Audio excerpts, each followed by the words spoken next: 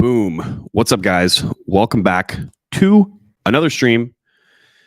It is I, Josh, the Techno Silent Chief. All right, guys. So I figured, as someone who actually has done some contributions to Web3 with my code TM, my picks for which crypto / digital assets. God, I hate the word crypto. I really do. Which of these digital assets, coins, tokens, whatever you guys want to call them, that I find value in as the person who I am. Okay, and like I'm just saying, I'm prefacing all this as me, right? Okay, so I'm not Warren Buffett. I'm not Elon Musk. All right, I'm not Ray Dalio. I'm not Raoul Pal. I'm not any of these people. I just am simply a guava farmer who happens to also develop code and contribute to the Web3 ecosystem. And based off of my perception, I'm going to tell you guys what I find valuable. Okay. So all the hint, the whole purpose of that, guys, the hint in there is what I find valuable. Okay. Not saying that any of these things you guys should find valuable. Not saying anyone should find these things valuable. Although if you didn't, then I no. That's probably your problem, not mine. I don't know what to tell you at that point, but please keep that in mind, okay? And I none of this is investment advice. This isn't like go buy shitcoin number 727 or 8. This is just literally what I think is currently valuable, and we could say short, medium, and long term. Although only one of them is short term, and it's not like that's going to be at the end anyway. So, Christian Shadow. Good evening. Snowman Mike says top picks: Orange Coin, Black Diamond Coin, and Harambe Coin. Hey, there is an ape coin in this pick. That's actually ape coin. Ape was going to be the last one. So there you go. Spoiler alert. But it's a meme. It's a meme. All right, it's a meme. But I think I can make a valid argument as to why it'll be quote unquote valuable, or it has some kind of value. Okay. All right, mates. Let's just get into it. Okay. All right. So let's just pick up good old Coin Muskie Cap right here. And you guys are all familiar with this website, right? Number one, the Big Daddy, Bitcoin. Number two, ETH. 3, Tether. So funny. Okay, so we can honestly, we could get the top 3 out of the way with what we see in the top 5 over here, okay? And let me try to break this down for you guys and explain why with some logic and reasoning that pertains to Web3 and just the whole new internet. I mean, guys, I don't think we should be really even be calling it Web3. Web 1, Web 2, Web 3. It sounds too textbook to me. Like, Web 2, we really just called the cloud. And I think Web 3 should have a new name, but who knows? I won't be the one to decide that. I don't know. If you guys have any kind of ideas what we should do to coin a new term, let me know. Let's make it a thing. But as of now, we're just going to keep it Web 3, okay? Okay, guys. So let's start with my number one pick. And people are either going to love this or hate this, but probably more people are going to hate it and love it. Number one, guys, Bitcoin, okay? Bitcoin, number one, is my literal number one pick, and we probably should have done this in the inverse order, all right? But let's just, since Bitcoin is number one, let's just start there. Literally on the charts and in our hearts. Maybe it's not in your heart, but it should be. Okay, so why do I think Bitcoin is the number one pick, is my number one pick, and why do I find the most value in the old boomer coin? Why does the orange coin take the cake? Okay, so hear me out. It doesn't really do anything fancy or special, right, guys? Most of you guys know, my audience, if you guys are into Web3 or if you guys are into crypto, Bitcoin's kind of like old. It's kind of a dinosaur. It doesn't have any, if it were a car, it would be like, what kind of car would Bitcoin be, guys? Bitcoin, if it were a car, it would probably be like a 1995 Ford F-150. All right. It's sturdy. It's reliable. There isn't an infinite amount of them, although there's enough to go around for now. But why is Bitcoin my number one pick? And this really just boils down to one thing in particular for me, okay? From a technological standpoint, it is the most decentralized of all of the digital assets, okay? Now, decentralization, it's not just some kind of word. It's not just some kind of meme that just means like, oh, this is a flashy buzzword. People use it like that. But if you want to be really meticulous down to the actual technology, literally down to the hardware, guys, down to the hardware, to the computers running the Bitcoin software, so nodes and miners, okay? Bitcoin is the most decentralized. And I think this is important, especially coming from the technology side here, because in order for some other digital asset, let's just say Ethereum, and Ethereum happens to be the second most decentralized down to the hardware level, okay? Down to the actual hardware level. The reason why this is so important is because it's very hard and takes a lot of time to have that much machinery spread out, to have that many people download and run this software continuously over time and to continually grow the way that it has. Okay. So the real reason why Bitcoin is my top pick is because down to the physical level, so the stuff that we can touch on Earth, the machinery is the most decentralized of them all. And that is something that is important to me because being sovereign and having a sovereign having sovereignty over your own money, over your own wealth, over your own value, where a bank or some kind of third-party intermediary can't just come in and tell you what you can and can't take or do with your money. That's very important, okay? Now, what I'm about to say is probably going to make some people upset, but whatever. Even Ethereum, the second most decentralized cryptocurrency, this is a fact, guys. This is a fact, okay? And I'll say this, I'll preface this with something else. Ethereum is my number 2 pick, okay? So don't freak the hell out, okay? What I'm about to say, because Ethereum is my number 2 pick. But this is just a fact that Ethereum has a chance, and especially since we're going to ETH 2.0, proof of stake, and I can explain this when we get to ETH, okay? But Ethereum has a large chance to becoming centralized in nature. Now, does that mean that people running the validator software that can't be quote unquote decentralized? Yes, it can. But with validators and miners, and remember, ETH's going to ETH 2.0, we're hopefully switching to proof of stake, which has its own benefits, by the way, and we'll go over that in a second. With the current checks and balances that miners and validators have, which let's talk about that real quick too.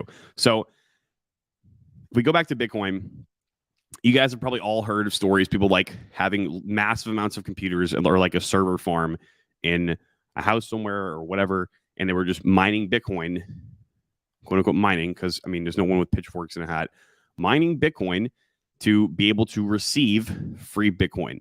Now, how does that work? Basically, these people are running complex computers that's doing complex math for Bitcoin network. Essentially, they're validating transactions with math, and this requires expensive computers. Why does the computer need to be expensive? Because if you actually want to be able to compete for the block rewards, your computer has to do it faster than all these other miners on the planet. Okay, so that's what miners do.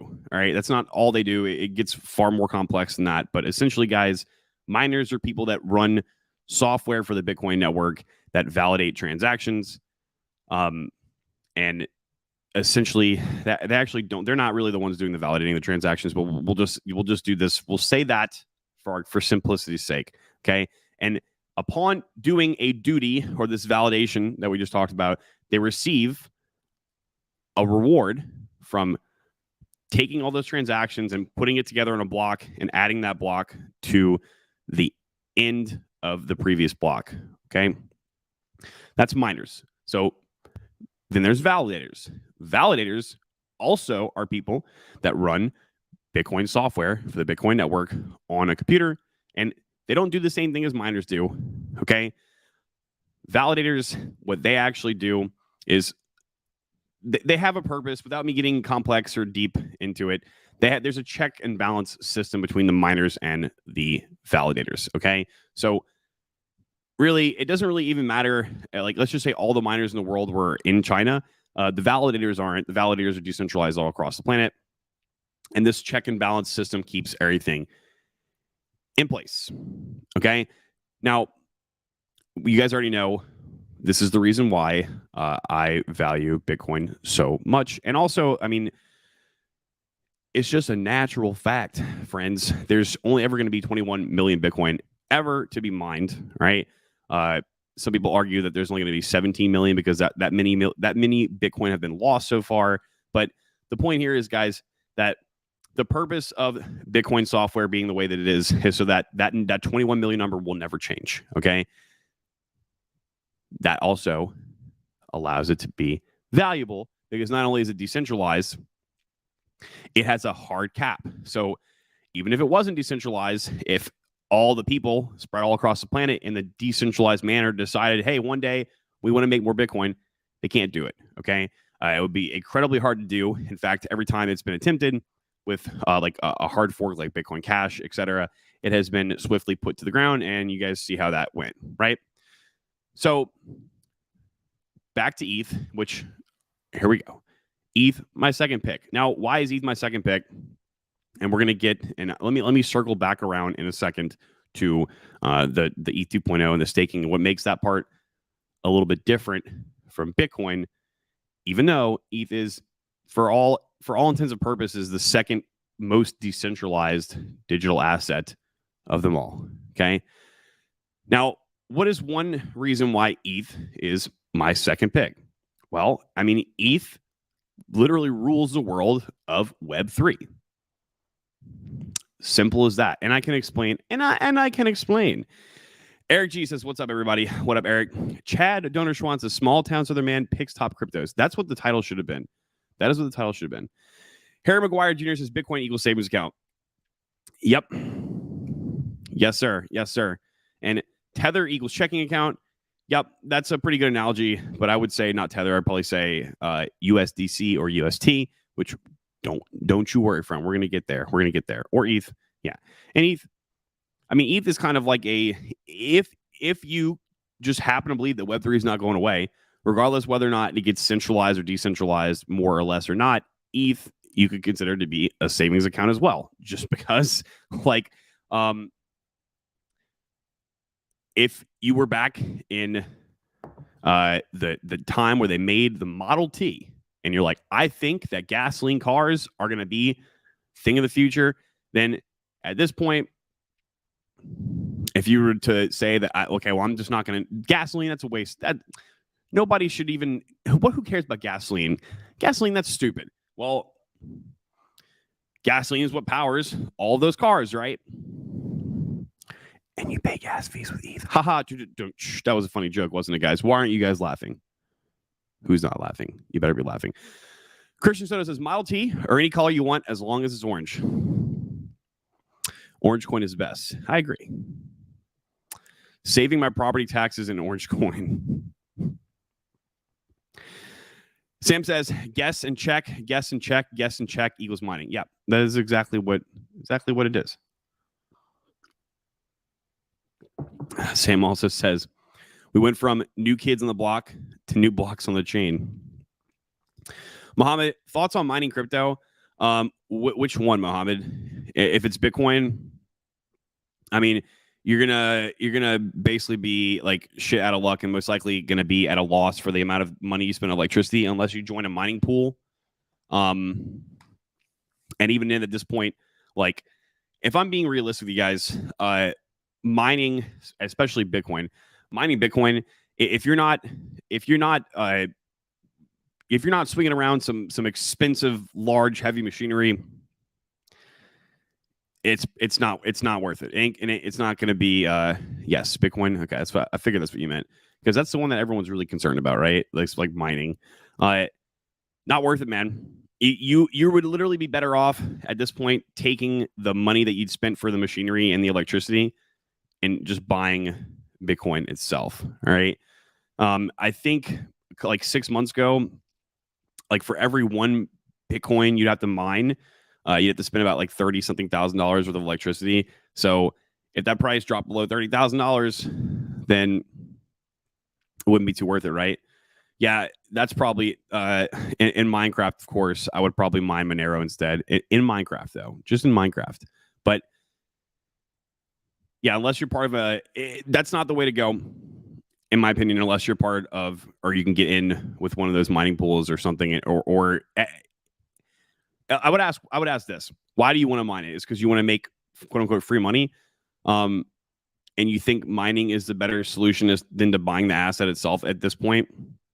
I mean, you could argue that, right? You could argue that, especially like during times where it's like a quote unquote not a bull market or a quote unquote bear market, that would be the better thing to do. But I would just say, I mean, just buy mining company stocks.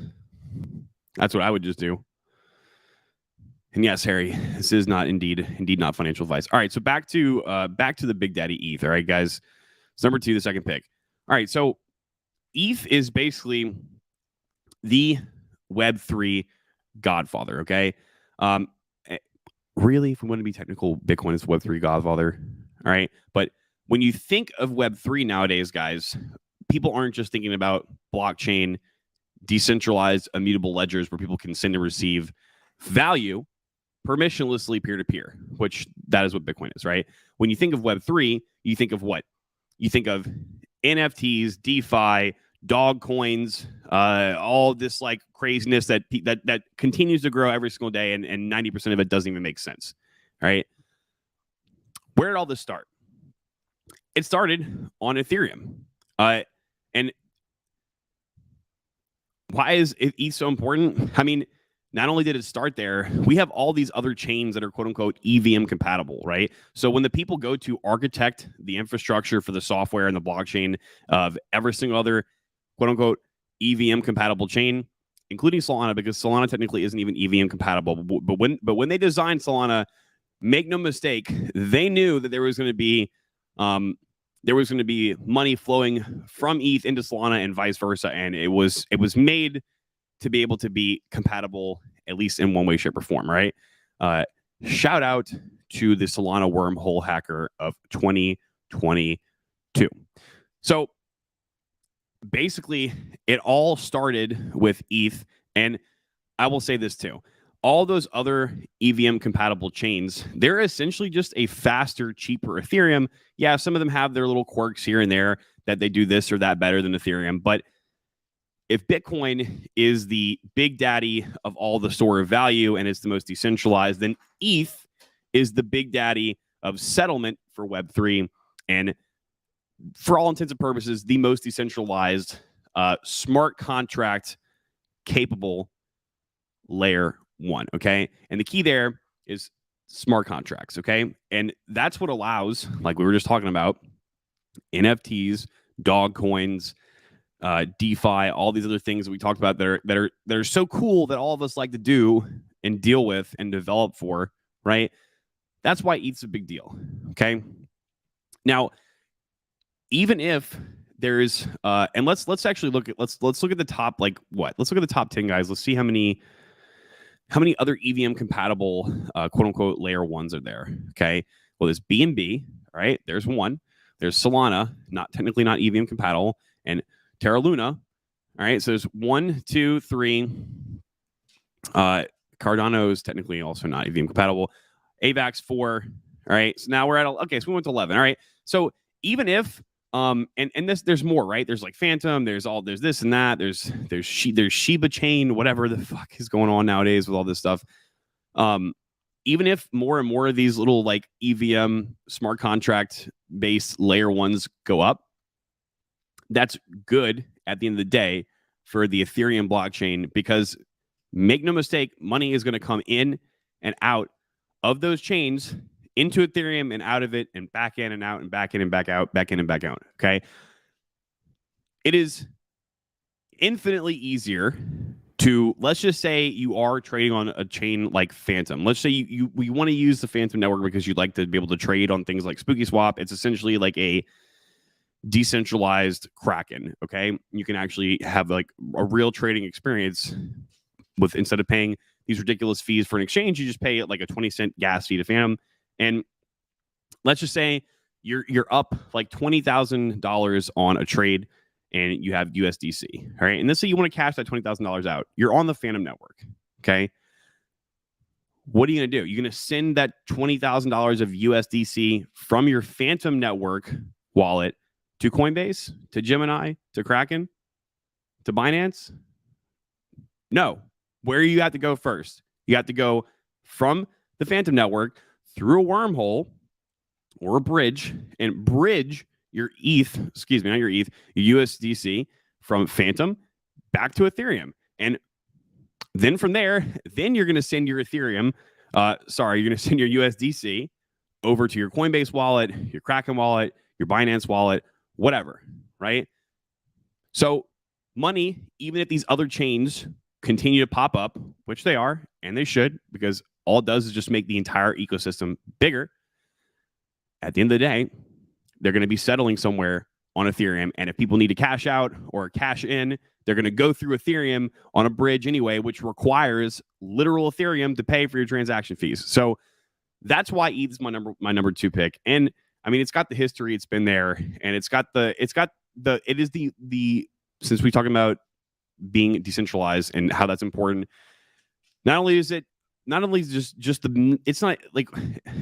being decentralized, is it a good thing because of like philosophical reasons? Let's just say you don't agree with that. And let's just say that you think that there all should be one bank in the world that should own everyone's money. Okay. Let's say that doesn't matter to you. It's also important because the decentralized mass amounts of machinery all across the planet ends up making these chains more secure. So since it is the most decentralized layer 1 that's smart contract compatible, that means it is the most secure. Okay. So that is why ETH is number 2 behind Bitcoin.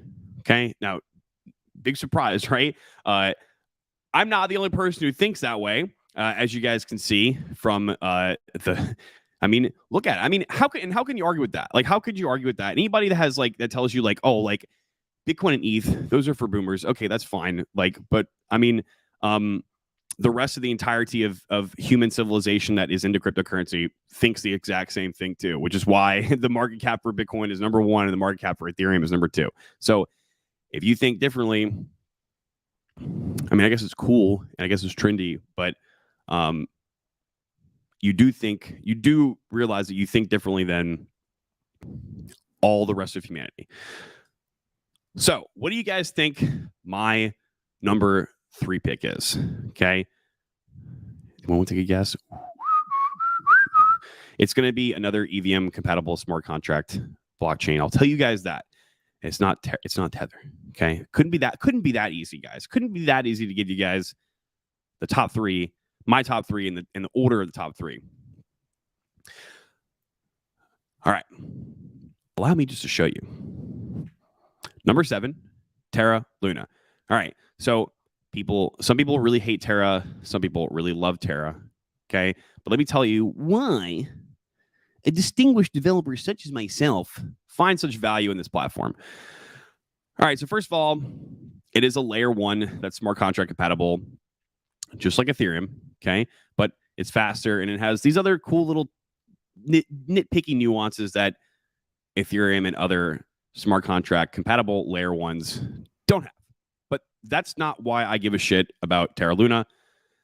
I give a shit about Terra Luna mostly because a majority of their native token, or one of the 2 native tokens, because if you guys didn't know, Terra, the Terra coin, and then UST, they're both native tokens of this chain, meaning that you can pay fees in Terra or in UST. The reason why I find this layer 1 smart contract compatible blockchain to be my 3rd most valuable pick is because it is backed by my first most valuable pick, Bitcoin. Now, it's not 100% backed by Bitcoin, but the Terra Foundation has been continually buying Bitcoin over time, and they're adding more and more and more. And they have a goal in mind in order to basically make this like the Web3 smart contract capable blockchain that is based off of Bitcoin. All right. So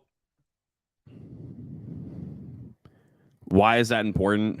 Well, what were we just talking about? The issues with Ethereum and moving from ETH 1 to ETH 2.0, which again, if don't freak out, okay? I told you guys ETH is my second pick, so don't freak out, right? And people get so upset about that. Technically, you could argue that some of those problems might be mitigated by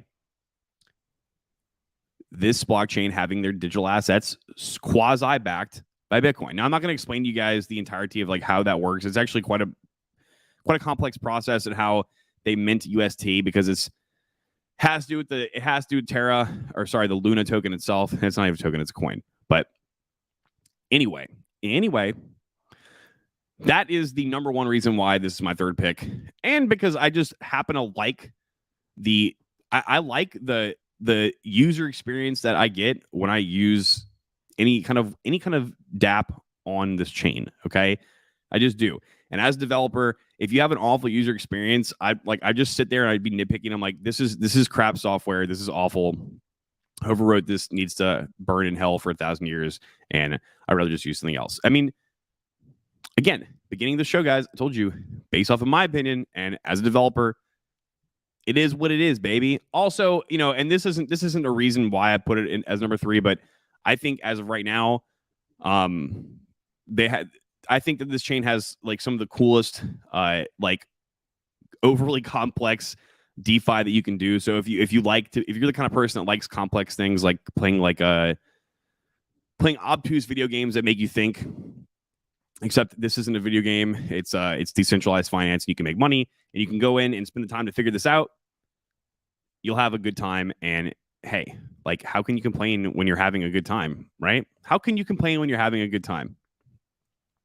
Randall J says drip, ... I don't know. We'll see. People hate that too, but we shall see. All right. So what is my fourth pick? And it's very boring, and it has to do with what we just went over, guys. But I will tell you that my fourth pick is going to be Terra USD stablecoin, which happens to be $0.9997 right now. It looks like it's down a whopping 0.02% on the dollar. Look at that, guys. It's back to $1. Oh my God, the pump effect. It's because the stream's going on, guys. That's why.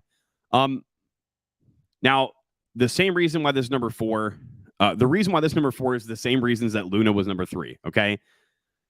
And I also just happen to think, and again, I'm not like a financial advisor or anything else, all right? But I also just happen to think that everybody should have stable coins in their portfolio, and they should just be yielding off them, okay? Regardless if it's a bull market or a bear market, all right? You should just have stable coins in your portfolio if you're going to be spread out far enough, right? Let's say you already have some Bitcoin, you already have some Ethereum. Just buy some stable coins, bro, and go get yield on them. You can get 20% APY religiously. It's been unfettered for the last 8 months off of Terra, Anchor protocol on the Terra Luna blockchain. And I mean, let's just say you're someone who's like me, and you're like, I think at least 10% of my portfolio should be in stable coins, and which is what? That's the crypto equivalent of cash, right? Except instead of losing out with having that cash in a bank account where you're getting charged fines and fees, and you're also your money's going down in value because of inflation. Well, if you're gaining 20% APY, well, at that point, you're outpacing inflation and you're keeping a stable value. So the price isn't going to go up and down, right? Just as long as you consider the risk that it's possible that this chain just blows up and erupts, but it hasn't yet. So until then, opinions might be changed. But guys, and something to note too, even Magic Internet Money, MIM, Like literally all the money has flown out of that conjoined ecosystem because MIM and Abracadabra, Wonderland, all those things, Sushi Swap, they were all integrated together because the developers just like put thumbs up each other's butts from like, hey, let's get them all. And even now, Magic Internet Money sold like 98 cents after all because the algorithm just works, okay? It just works TM, all right? Anytime things just work TM, then, what's to complain about it, right? Now, keep in mind there's a risk, blah, blah, blah, blah. None of this is financial advice. I'm just telling you guys what I think is cool based off of the fact that I am a Web3 software developer. But in all seriousness, like the same thing, the same reason why I think Luna is cool and Luna was number 3.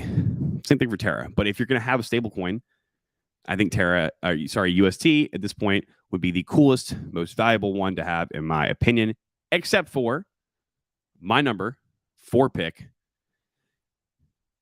Which, guys, do you want to take a guess what number 4 pick is? You guys should have queued off the hint from last time. All right. So nothing fancy for number 4, okay? Number 4, guys, for me is USDC. Okay? USDC, another stable coin. Now, why is USDC another stable coin my number 4th pick? Well, simply by the nature of if you want to be able to go and do cool things like use dApps to trade with in a decentralized manner, and you also are someone who thinks that, let's just say 10% of their portfolio should be in stablecoin, something that you can get yield on, right? And you also are someone who likes UST, but you realize that there's a potential risk there that the thing could just nuke overnight, which I really don't think that's going to happen. And if it did happen, it wouldn't nuke overnight. And it'll probably still end up being like 98 cents per UST. But like, again, that's not going to happen in my opinion. USDC, it's not going to nuke overnight because it actually is owned and controlled by a bank. And for every USDC token that is out there, there indeed is $1 to collateralize it, right? And plus, like I would rather be trading. So let's just say, again, back to the 10% stablecoin, and whatever, you could be 7%, it could be 0%, it could be 20%, whatever you think it is. And I'm sure that percentage would change over time with, you and your evolution as a person. But let's say it's 10%. Well, maybe 5% you want to be getting yield on, right? Which if you're going to get yield from your stablecoin via UST on Anchor protocol, and you have all those tokens staked in there, in order to continually get that yield, you can't be staking, unstaking, staking, unstaking, staking, unstaking to go trade with your other part, right? The other 5%, you would put it in USDC, and you could say, okay, I'm going to go and trade with this USDC. I can go out and literally use the cool Web3 internets, and use my USDC to do all these cool things with it, okay? And now my other stable coin can stay staked over yonder. So that's really, guys, pretty simple as for why USDC is number 4. All right. Now, number 5. Does anyone want to take a whopping guess at number 5? Randall J says, "Hey, comes from below." Yes, it does, my friend. Erlian says, "Just buy Hex, bro." Man, I don't know. I'm kind of over it. All right. Bum bum bum bum bum bum bum bum bum bum bum bum bum bum. I'll tell you guys what it is. After I have to go get some water. So after I get this water, guys, then I'll tell you guys what my number 5 pick is, and I'll give you guys an explanation why I think it's going to hurt some feelings. I think people are gonna read about it, but that's cool. It's whatever. I'll be right back. What's up, guys? I'm Josh, or as you probably know me, eLift Program, and I'm here to talk to you about Developer Direction. What is Developer Direction, you might ask? We are the ultimate IT network and training academy. Ever heard of Fight Club? Yeah, it's kind of like that, but with more computing power. We teach and give courses just like boot camps, but that's not all. We help people actually get jobs, unlike colleges, and we help people get better jobs with better pay and a better life. Here at DD, you don't get grades because your performance is reflected upon by how good you're doing in the real world. you won't accumulate hundreds of thousands of dollars in student debt because we offer a one-time yearly fee that's a fraction of that price. And you won't be wasting your time learning about the latest and greatest social trends because you'll be too busy learning about the latest and greatest trends in the tech and IT market. From courses to networking to problem solving to teaming up together on projects, giving and receiving mentorship, we've got it all. So whether you're a beginner who knows nothing about code or tech, a college student, or a 50-year vet, we got you covered. So head on over to developerdirection.com, sign up for the mail list if you want to keep up with our latest and greatest. Oh my God, I'm back. I'm back and I made it in time. Luna was number 3, Aurelian. Mr. Aurelian Pontius Cassio. Luna was number 3.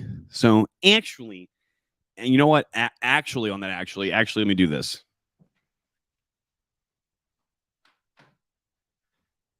It's all your fault, Aurelian.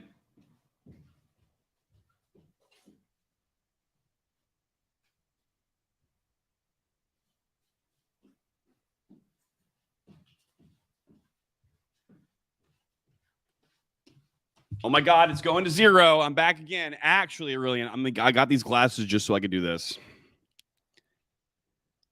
Actually, Luna was number 3, Aurelian. You should pay attention, my friend. More like Beard Life Program. Yes, indeed. It's not Mana. I mean, Mana was not in my top pick. But I mean, you could argue like for the younger generation that they're going to be playing Web3 games. Like, yeah, I mean, Mana would be pretty cool and important, but not right now with the current financial collapse that we're about to go underneath. Shh, I didn't say that. Did you hear that? I don't think people are going to be concerned about Web3 games anytime soon, for at least for a bit. I could be completely wrong. Alex Becker would probably probably debate me on that, but like right now, that's not a priority in my life. So, but Decentraland is cool. It's cool, right?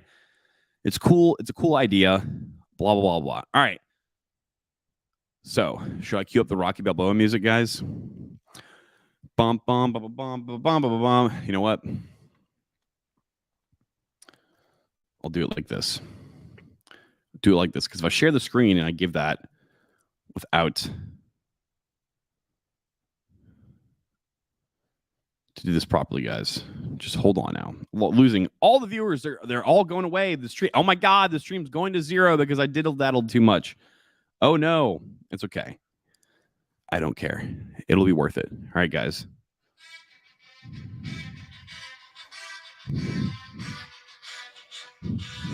Do you guys want to know what number 5 is? I will tell you right now.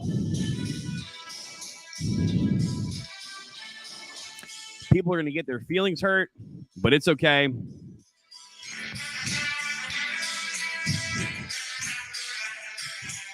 Any guesses? Somebody has already guessed it before in the stream, and they don't know that they guessed it correctly. Well, why delay any further? Mr. Randall J., you were right, my friend. My number 5 pick is indeed Drip from the Drip Network.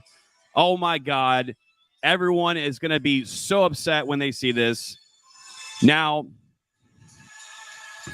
clap myself for having this my number 5 pick, but I'd also like to give a clap for Mr. Samuel Perchinsky for also coercing me into the Drip Ponzi scheme.